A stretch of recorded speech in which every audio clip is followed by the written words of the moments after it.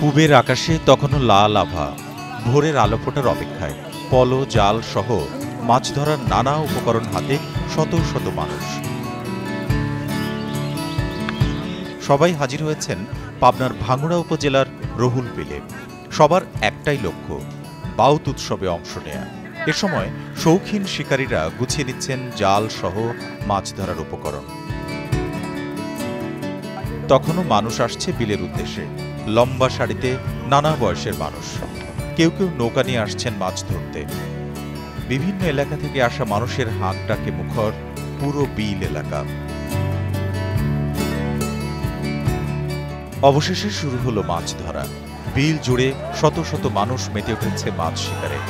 মাছ পেলেই নিজেদের মধ্যে হই হুল্লোড়ে মেতে উঠছেন তারা।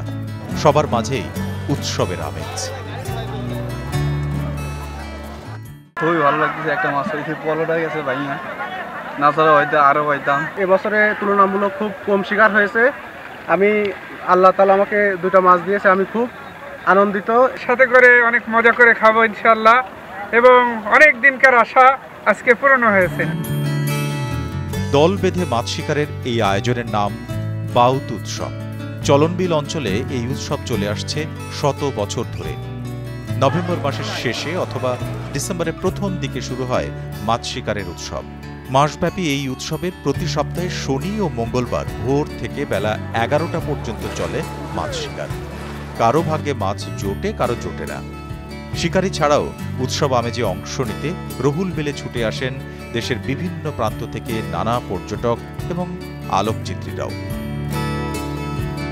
মূলত ফটোগ্রাফারের সংখ্যাটা তুলনামূলক একটু বেশি, কিন্তু মাছ ধরার মানুষ কম। এটার একটা বড় কারণ হইতে পারে এখানে মানে বিষ দিয়ে মাছগুলো মেরে ফেলা হয়েছিল আগেই, কিন্তু আমরা হতাশ। আমরা চাই আগের মতো ঐতিহ্যবাহী ব্যাপারগুলো ফিরে আসুক, আমরা যেন সুন্দর সুন্দর ছবি তুলে সবাইকে দেখাতে পারি। রহুল বিলে এবছর কাঙ্ক্ষিত মাছের দেখা না পেয়ে হতাশ হতে দেখা যায় অনেককে।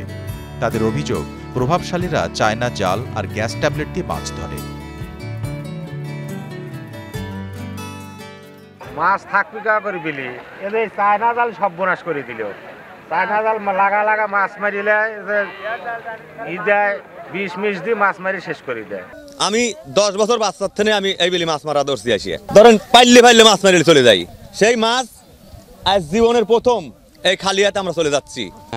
যেগুলো হয়তো গ্যাস চুলাতে মেরে ফেলছে, আর বাকিটুকু আর আগেও নাকি কারেন্ট জাল, আবার মধ্যে চায়না যে খাসা জাল আছে, এটা যদি মারছে, মারার পরে মাছ একদম বিলুপ্ত। এটা যদি রোধ না করা হয় তা আগামী প্রজন্মে আর এই মানে দেশীয় যে মাছ, এটা আর পাওয়া যাবে না। গ্যাস ট্যাবলেট বা অবৈধ জাল ব্যবহারের অভিযোগ পেলে নেওয়া হবে আইনগত ব্যবস্থা, বলেছেন জেলার মৎস্য কর্মকর্তা। মৎস্য আইন বাস্তবায়ন অভিযান এবং মোবাইল কোর্ট আমাদের সবসময় অব্যাহত রেখেছি এবং আমরা এটা সবসময় অব্যাহত রাখবো। এবং সাথে সাথে এই মাছ সংরক্ষণের জন্য আমরা বিভিন্ন বিল নার্সারি কার্যক্রম, মৎস্য অভয়াশ্রম কার্যক্রম সহ বিভিন্ন কার্যক্রম আমরা বাস্তবায়ন করে থাকি। গ্রাম বাংলার ঐতিহ্যবাহী বাউত উৎসবকে টিকিয়ে রাখতে মৎস্য বিভাগের কার্যকর পদক্ষেপ নেওয়ার তাগিদ স্থানীয়দের।